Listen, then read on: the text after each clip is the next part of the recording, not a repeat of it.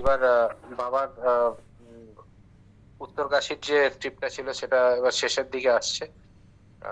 আমরা আসার জন্য সমস্ত ব্যবস্থা করলাম, করে এবার উত্তরকাশী থেকে আমরা ফিরবো। তো তখনও আসার সময় আমাদের এই ছিল যে বাবাকে কিরকম ভাবে নিয়ে আসবো। বাবা বললেন, না আমি গাড়িতেই আসবো, আমি বাসেই আসবো। বাসেই ঠিক আছে, বাসেই ভালো। তো আহ, বাসেই ব্যবস্থা করা হলো এবং সমস্ত সেই দিন ভোরবেলায় আমরা বেরোলাম ওখান থেকে। বাস যথাযথ টাইমে এলো। আর প্রচুর জিনিসপত্র ছিল, সেই জিনিসপত্র সব চাপানো হলো, চাপিয়ে তারপরে বাস আমরা সব গন্তব্যস্থলে দিকে এলাম। এবং মেন প্রশ্ন ছিল যে উত্তরকাশী থেকে আমরা ফিরবো ঋষিকেশ। ঋষিকেশে আহ, বাস তো ভেতরে ঢুকতে দেবে না, কারণ আমরা তো পৌঁছবো 11-12টা 1টার দিকে। তো কি করা যায়, মনের মধ্যে চিন্তা হচ্ছে। তো একটা জায়গায় গিয়ে দেখলাম বিশাল জ্যাম, সব গাড়ি আটকে দিয়েছে মানে ঋষিকেশ ঢোকার আগে। তো উম, তারপরে ড্রাইভারদেরকে বলার পরে তারা একটা জায়গায় গাড়িটা করলো, পার্ক করলো, এবং সেখানে প্রচুর অটো টোটো ছিল। সেইখান থেকে বাবার ওখানে আমরা পিক করার ব্যবস্থা করলাম। সব ওইখান থেকে ভেতরে মানে সিটির ভেতরে সব টোটো অটো ছাড়া কাউকে যেতে দেয় না, বড় বড় বাস অ্যালাউড না।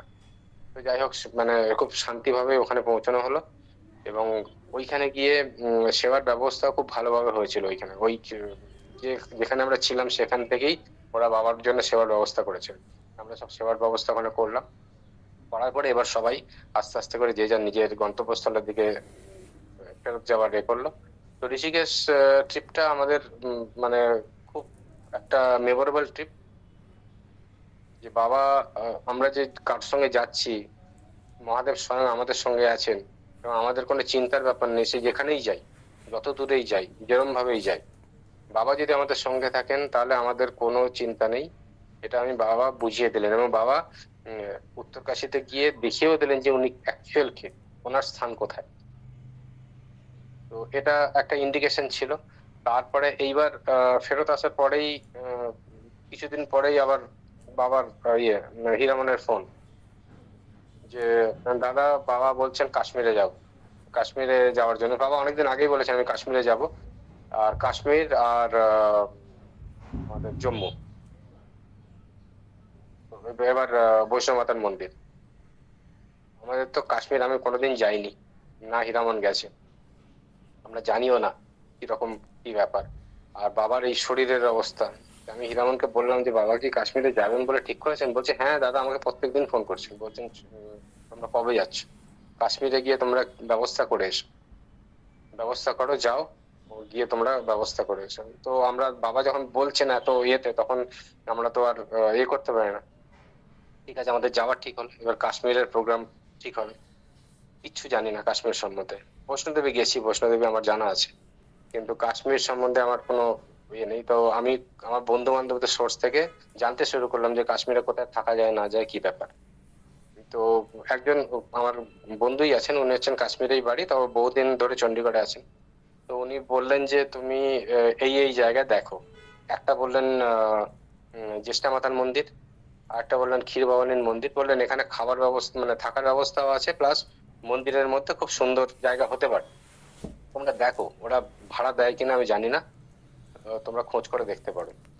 তো যাই হোক, সমস্ত ইনফরমেশন গ্যাদার করে তারপরে আমরা বেরোলাম।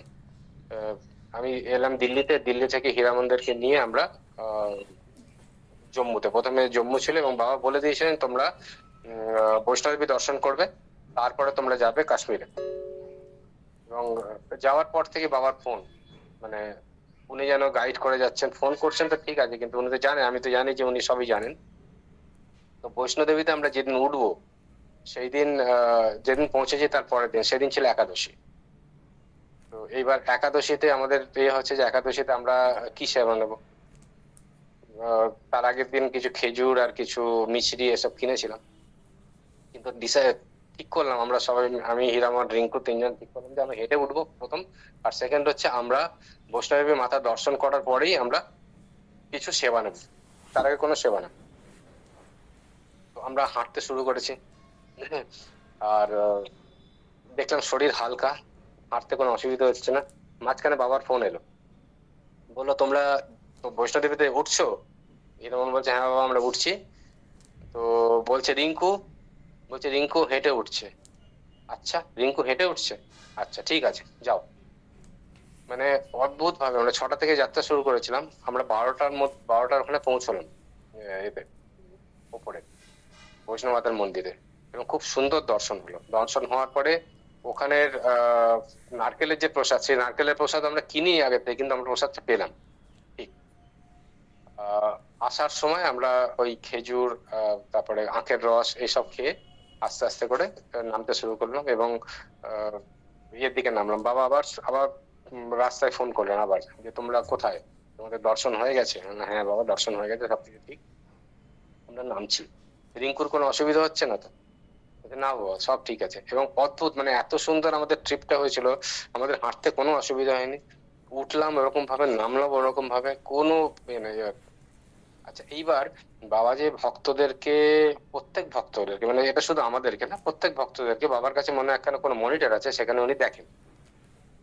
এইবার আমরা তো সারাদিন শুধু খেজুর আর ওই মিছরি, আখের রস এসব খেয়ে আছে।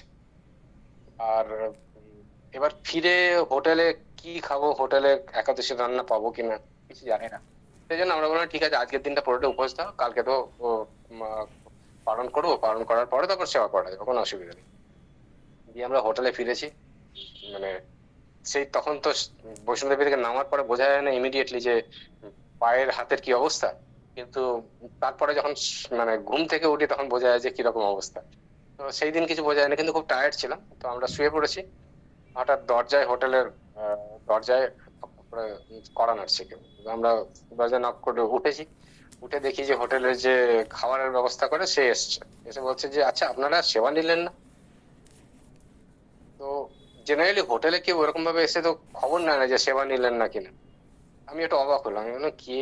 আচ্ছা, দেখো আমার তো আজকে উপোস, উপবাস আছে, একাদশীর উপবাস আছে। তো আমরা ওই জন্য ওই খেজুর টেজুর খেয়ে নিয়েছি, কিছু একটা করেছে। বলছে না না, আমরা একাদশীর দিতে পারি, কোনো অসুবিধা নেই, কি লাগবে বলুন, কিরকম ভাবে রান্না করতে হবে বলুন, আমাদের এখানে পুরো নিরামিষ জম্মুতে। তো আমরা তখন রিঙ্কুকে জিজ্ঞেস করলাম, রিঙ্কু বললো যে এই আলুর একটা করে দাও, আলুর একখানা ওই ভেজে করে আমাদেরকে দাও, আর সাদা তেলে ভাজবে, এরকম ভাবে বলে দিল, ইনস্ট্রাকশন দিয়ে দিল, তার মধ্যে বাদাম দিয়ে দেবে কিছু। এক্স্যাক্টলি ওরকম ভাবে বানিয়ে আনলো 3 জনের জন্য। এবং খুব আরামসে তৃপ্তি করে আমরা সেবা করার পরে আমরা করলাম। এই যে এটা হচ্ছে বাবার কৃপা। বাংলাদেশে গিয়েও দেখেছি যে যেখানে সব জায়গায় নন ভেজ, তার মাঝখানেও একজন বৈষ্ণব বিক্রি করছেন দুধ। এখানেও দেখলাম যে ঘরে কড়া নেড়ে এসে আমাদের জন্য একাদশীর প্রসাদ বানিয়ে দিয়ে গেল। তো এই হচ্ছে বাবার কৃপা। এবং বাবা সবাইকেই দেখেন, সমস্ত ভক্তদেরকে বাবা সমান চোখে দেখেন, যারা যারা যেখানে আছেন সবার জন্য বাবার কিন্তু একই কৃপা থাকে। এটা আমি বুঝতে পারলাম। মানে এটা বারবার বোঝাচ্ছেন উনি যে তোমরা এরকম ভাবে করো। তারপরে এইবার বৈষ্ণোদেবী থেকে বৈষ্ণোদেবী দর্শন হলো। আমাদের ঠিক হলো যে আমরা পরের দিন সকালবেলা বেরিয়ে পড়বো এতে কাশ্মীরের উদ্দেশ্যে, বাসে করে যাব। তারপরের দিন মানে তখন হাঁটতে খুব অসুবিধা হচ্ছে আর কি, মানে এত হেঁটেছি। তারপরে দেখি রিঙ্কু আর হীরামনের হাঁটার খুব ইয়ে আছে, কিন্তু আমরা তাও ঠিক করলাম যে আমরা কাশ্মীরটা যখন ঘুরবো তখন একটু বাসে করে ঘুরি, তারপর ওখান থেকে আমরা ট্রেনে করে যাবো, মানে অ্যাকচুয়াল ট্রেনে যে কাশ্মীরের এটা সেটা দেখবো, শ্রীনগর ট্রেন পর্যন্ত ট্রেনে করে যাবো। তো ট্রেনের হলো, ট্রেনের বাসে করে এলাম একটা জায়গা থেকে, একটা থেকে, তারপর ওখান থেকে ট্রেনে করে আমরা গেলাম শ্রীনগর। তো শ্রীনগরের ট্রেনে একখানা অদ্ভুত ঘটনা ঘটলো, সেটা হচ্ছে যে আমরা যখন শ্রীনগর স্টেশনে নামলাম, নামার পরে এইবার ওভারব্রিজ ক্রস করে যেতে হবে, ওভারব্রিজ ক্রস করে 1 নম্বর প্ল্যাটফর্মে যাবো, ওখান থেকে অটো বা টোটো পাবো। তো মানে উঠতে খুব অসুবিধা হচ্ছে আমার, অতটা ইয়ে হয়নি, কিন্তু রিঙ্কু আর হীরামনের মানে রিঙ্কুর খুব ইয়ে হচ্ছে, রিঙ্কু হাঁটতে পারছে না, কারণ অতটা হেঁটেছে তো পায়ে ব্যথা হচ্ছে। তো হঠাৎ করে দেখি আমি একটু এগিয়ে গেছি আর রিঙ্কু আর হীরামন একটা পেছনে আছে। দেখি রিঙ্কুর ব্যাগটা একজন পুলিশ নিয়ে যাচ্ছে। কি ব্যাপার? আমার পাশ দিয়ে পুলিশটা একটু গটগট করে হেঁটে গেছে। আমি তো রিঙ্কুর দিকে তাকিয়ে দেখি যে রিঙ্কুর কাছে ব্যাগ নেই, আর পুলিশের কাঁধে রিঙ্কুর ব্যাগ। আমি তখন রিঙ্কুকে জিজ্ঞেস কি হলো, বলছে দাদা আমার এই অবস্থা দেখে এই পুলিশ একজন এসছেন, উনি এসে আমার কাছ থেকে ব্যাগটা নিয়ে নিলেন। ব্যাগটা নিয়ে বললেন তোমাদেরকে আমি ছেড়ে দিচ্ছি, তোমরা আস্তে আস্তে করে এসো, আমি ব্যাগটা নিয়ে যাচ্ছি। ব্যাগ, ভারী ব্যাগ ছিল। এবার পুলিশটা হেঁটে ক্রস করার পর আমরা তখন অনেক অনেক ধন্যবাদ জানাচ্ছি যে আপনারা এরকম করলেন, আমি তো বুঝতে পারিনি, নতুন জায়গা। তখন বলছে আপনি কিছু করবেন না, পুলিশের নাম সেখানে কাশ্মীরের ম্যাক্সিমামই হচ্ছে মুসলিম, কিন্তু সেখানে পুলিশের নাম হচ্ছে গিরিধারী লাল। বললো আমি গিরিধারী লাল, আমি এখানেই পোস্টিং আছি, আপনাদেরকে সাহায্য করতে পারে খুব ধন্য মনে করছি বলে তারপরে ক্রস করার পরে ব্যাগগুলো আমাদের হাতে দিয়ে উনি চলে গেলেন। তো এই যে ঘটনাগুলো, মনে হয় যে কেউ যেন আমাদেরকে ফলো করছে, কেউ যেন কোনো একটা জায়গায় প্রবলেম হলে ঠিক আমাদের সঙ্গে করছেন আর কি। তারপর যাই হোক কাশ্মীরে নামলাম, নতুন জায়গা, বুঝতে পারছি না কোথায় যাব। তো একটা অটোওয়ালা বললো যে আমাদেরকে এই জায়গায় নিয়ে যাবো, ওখানে মোটামুটি হোটেল পাওয়া যাবে, তো আমরা ওখান থেকে ঘুরে দেখবো, সেটা ডাল লেকের একটা কর্নারে। তো যাই হোক আমরা পৌঁছালাম ওখানে। এইবার সব জায়গায় দেখি, মানে জায়গা দেখে আমাদের পছন্দ হচ্ছে না, যে বাবাকে এখানে নিয়ে এসে এত ভক্ত আসবে, 50-60 জন ভক্ত আসার কথা বলছে, তাদেরকে নিয়ে এসে এরকম জায়গায় রাখবো, কোথায় থাকবে কি না, বাবার সেবার ব্যবস্থা কি হবে, মাথা খুব চিন্তা। যেখানে নিয়ে এসে আমাদেরকে রেখেছিল, তো আমরা ঠিক করলাম যে পরের দিন ভোরবেলা আমরা দুজন, আমি আর হীরামন বেরোবো, রিঙ্কু ঘরের মধ্যে থাকবে। দিয়ে আমরা দুজনে বেরোবো, বেরিয়ে দেখবো কোথায় কোথায় কি হোটেল পাওয়া যায় না পাওয়া যায়। আর খোঁজ খবর নিতে শুরু করলাম, ক্ষীর ভবানী কত দূরে, তারপরে জ্যেষ্ঠা মাতার মন্দির কত দূরে। তো এইসব খোঁজ খবর নিলাম, নিয়ে তারপরে পরের দিন বেরোলাম। এই ডাল লেকের পাশ দিয়ে হাঁটছি, হেঁটে হেঁটে যাচ্ছি আর কি। অনেকটাই হেঁটেছি, মানে প্রায় 6-7 কিলোমিটার হেঁটেছি। এরকম বলছে দাদা আর তো কিছু পাওয়া যাচ্ছে না, এখানে হোটেল দেখছি কি করব বুঝতে পারছি না। তো আমি বললাম চলো একবার জ্যেষ্ঠা মাতার মন্দিরে যাই। তখন বলছে ইয়েতে দেখছি, আমাদের মোবাইলে দেখছি জ্যেষ্ঠা মাতার মন্দির, সেটা তো অনেকটা দূর। আমি বললাম চলো একটু করে যাই। মা অটোকে জিজ্ঞেস করছি, অটো উল্টো পাল্টা দাম বলছে, আমি বললাম অটোতে যাবো না, হেঁটে যাবো চলো। দিয়ে আমরা আলটিমেটলি হেঁটে গেলাম, প্রায় 10 কিলোমিটার হেঁটে আমরা জ্যেষ্ঠা মাতার মন্দিরে গেলাম, একদম ডাল লেকের পাশে। আর মানে মেন ওটা সিকিউর জায়গা, রাজভবনের পেছনে। তো হেঁটে হেঁটে হেঁটে হেঁটে আমরা ওখানে গেলাম। যাওয়ার পরে জ্যেষ্ঠা মাতার মন্দিরে ঢোকার পর আমাদের পুরো এটাই চেঞ্জ হয়ে গেল। মানে এত সুন্দর জায়গা, কাশ্মীরের মধ্যে পাহাড়ের উপরে মন্দির, মাতার মন্দির, জ্যেষ্ঠা মাতা মানে হচ্ছে মানে সবচেয়ে বড়, জ্যেষ্ঠা মানে বড়, মানে ওটা হচ্ছে কাশ্মীরের সবচেয়ে বড় মাতা আর কি, ওনাকে মান্যতা খুব আছে। তো ওইখানে গিয়ে দেখলাম যে থাকার ব্যবস্থা আছে, মন্দির আছে, এবং থাকার ব্যবস্থা মানে কি, থাকার যে রুম গুলো আছে সেই রুমের মধ্যে মানে সমস্ত কিছু ব্যবস্থা আছে, গ্যাসের ব্যবস্থা আছে, বাসনের ব্যবস্থা আছে। মানে ওখানে যারা কাশ্মীরিরা যায় তারা ওখানে থাকে 10 দিন, 15 দিন, 20 দিন থাকে ওইখানে। তো ওখান থেকেই সবার রান্না টান্নার ব্যবস্থা আছে, সব রান্না করে, নিজেরাই রান্না করে, নিজেরাই খাই, নিজেরাই করে। ভেতরে ক্যান্টিনও আছে, আর অনেকগুলো রুম আছে, যেতে আমাদের সবার ব্যবস্থা হয়ে যাবে, আমাদের সেটা মনে হলো। তো আমরা জিজ্ঞেস করলাম, বলছে যে ঠিক আছে এখন তো অনেক দেরি আছে, আমরা গেছি জুলাই মাসে। আর বাবা বলেছেন ট্রিপ হবে আমাদের খুব সম্ভবত মার্চ এপ্রিলের দিকে। তো বললো তোমরা 25-এর জানুয়ারিতে এটা বুক করে দিও, মানে যখন এই নতুন ইয়ার পড়বে তখন জানুয়ারিতে বুক করে দিও, কারণ প্রচুর ভিড় থাকে, পাওয়া যাবে না নয়তো। ঠিক আছে। তো এইবার উঠলাম, দেখে আমাদের খুব পছন্দ হয়েছে। আচ্ছা রিঙ্কু তো ওখানে আছে, এবার রিঙ্কুদেরকে আনতে হবে। তো ওখানে একটা দেখলাম যে ডরমেটরি আছে, আমাদেরকে একটা রুম দাও। বলছে যে রুমের তো নেই, তবে ডরমেটরি তো তোমরা ওঠো, তবে কোনো রুম খালি হলো তোমাদেরকে রুম দিয়ে দেবো। এবং সেখানে তাহলে আমাদের সেবার ব্যবস্থা কি হবে সেটাও দেখলাম। দেখলাম যে ওখানে ক্যান্টিন আছে, আর নিরামিষ ক্যান্টিন, তাহলে সমস্ত ব্যবস্থা ওখানে হতে পারে। দেখে খুব পছন্দ হলো। আমরা ওখানে ভিডিও নিলাম, তারপর বাবার সঙ্গে কথা হলো, বললো যে ঠিক আছে ওখানেই ব্যবস্থা হবে, তাহলে কোনো অসুবিধা নেই। মানে আমাদের যে এত ঘোরাঘুরি যে টায়ার্ডনেস ছিল, সমস্ত টায়ার্ডনেস কিন্তু চলে গেল মানে ওখানে করার পরে। এবং বাবা ওখান থেকে ফোনে বলছেন তোমরা ডাল লেকে কিন্তু নৌকাতে চড়বে।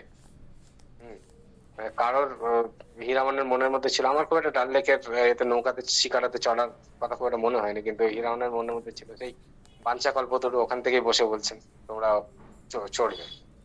তো তারপর আমার নৌকাতে চড়া হলো, হলো যে এই যে ট্রিপটা, মানে একটা দূর দেশে যেখানে আমরা কোনোদিন জানি না, পুরো পরিবেশটাই অন্যরকম, এবং কমিউনিটি ওয়াইজ একদম অন্যরকম। সেইখানে গিয়ে আমরা কিরম ভাবে ব্যবস্থা করব, কোন মন্দিরে উঠবো, এটা যেন বাবা ঠিক করে রেখেছেন, আমাদেরকে শুধু যেতে হলো, একটু কষ্ট, শারীরিক কষ্টটা করতে হলো, কিন্তু আদারওয়াইজ বাবা কিন্তু সমস্ত ব্যাপারটা নিজের জন্য ঠিক করে রেখেছেন, এটা আবার মনে হলো। এবং যে এই যে ট্রিপটা, মানে এত সুন্দর ট্রিপটা হয়েছিল, চিন্তা করা যায় না। মানে আমরা না জেনে না ইয়েতে যে জায়গায় ঘুরলাম, যে জায়গা দেখলাম, এত সুন্দর হলো। তো আর তারপরে ওখানে গিয়ে কোন কোন জায়গায় গন্তব্যস্থল কি কি আছে না আছে সেগুলো সমস্ত মোটামুটি জানা হলো। এইবার ফেরত আসার সময় আমরা আবার জম্মু হয়ে আসবো।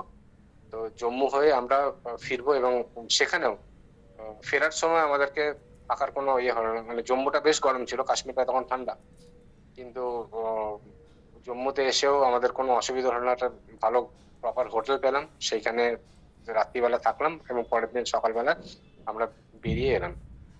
বাবার এই কাশ্মীরের ট্রিপ, মানে বাবার যে আমরা যে কাশ্মীরে গিয়ে ব্যবস্থা করে এলাম, সেটাতে মনে হলো না যে আমরা ব্যবস্থা করেছি, এটা মনে হলো যে বাবা আমাদেরকে পাঠিয়েছিলেন, বাবা নিজে একটা ব্যবস্থা করে রেখেছিলেন, সেটা আমাদেরকে দেখার জন্য, ভেরিফাই করার জন্য, যাতে তোমরা দেখে এসো যে এই জিনিসটা ঠিক আছে কিনা, এরকম একটা হুম বাবাকে যখন বললাম, বাবা খুব খুশি, বললেন ঠিক আছে আমরা কাশ্মীরে যাব, এবং এবার সবাইকে নোটিশ করে দাও যে আমরা কাশ্মীরে যাব, কাশ্মীরে এরকম এরকম ব্যবস্থা, থাকার ব্যবস্থা সব করা হবে, আমরা নিজেরাই করব, ট্রিপটা প্ল্যান করো।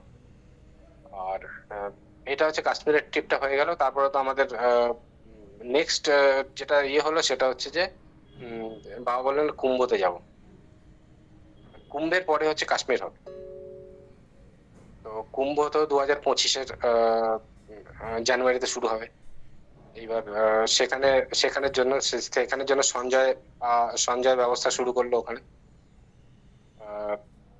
তো কুম্ভের যে ব্যবস্থাটা, সেটা আমি এর পরের এপিসোডে বলবো, যে কুম্ভতে আমরা কিরকম ভাবে করেছিলাম, এবং কুম্ভতে যেখানে আমার যাওয়ার কথাই ছিল না, আমাদের হয়তো 7 দিনের জন্য ওখানে যাওয়ার কথা ছিল, কিরকম ভাবে বাবা আমাদেরকে আনলেন এবং কিরকম ভাবে বাবা নিজের ব্যবস্থা করালেন সেখানে, সেটা এবার কুম্ভের ঘটনাটা আমি কালকে থেকে বলবো। প্রণাম, জয় গুরু।